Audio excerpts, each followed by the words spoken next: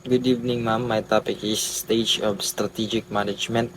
Strategic management is a crucial process that allows organization to define their directions, make informed decisions, and achieve long-term success. According to David Hanger and Thomas Whelan, strategic management involves the formulations, implementation, and evaluations of strategies designed to achieve an organization's missions and objectives. Next is strategy formulation. This is the first and foundational stage of strategic management. It involves the development of long-term plans that help organizations navigate environmental opportunities and threats and alignment with their internal strengths and weaknesses.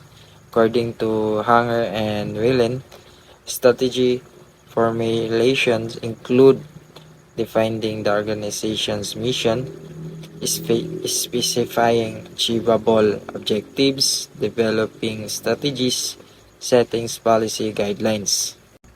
Next is objectives of strategy formulation. One is developing vision and mission. Two is identifying opportunities and threats, determining strengths and weaknesses.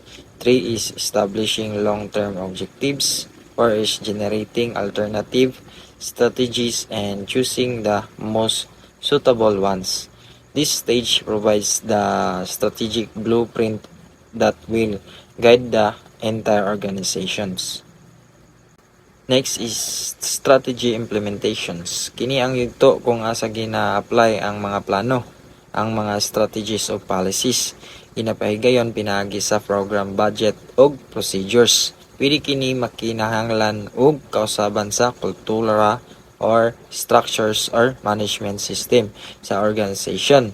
Ayon kay Hanger og Whelan 2011, nga importante na ang strategy nga gihimo kay ma-implementahan og husto. Angay usab nga naay klarong organizational structures o control system based sa giingon nila Charles Hill og Gareth Jones kadtong 1995.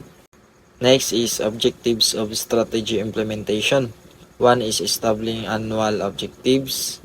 2 is deceiving policies. 3 is motivating employees. 4 is allocating resources.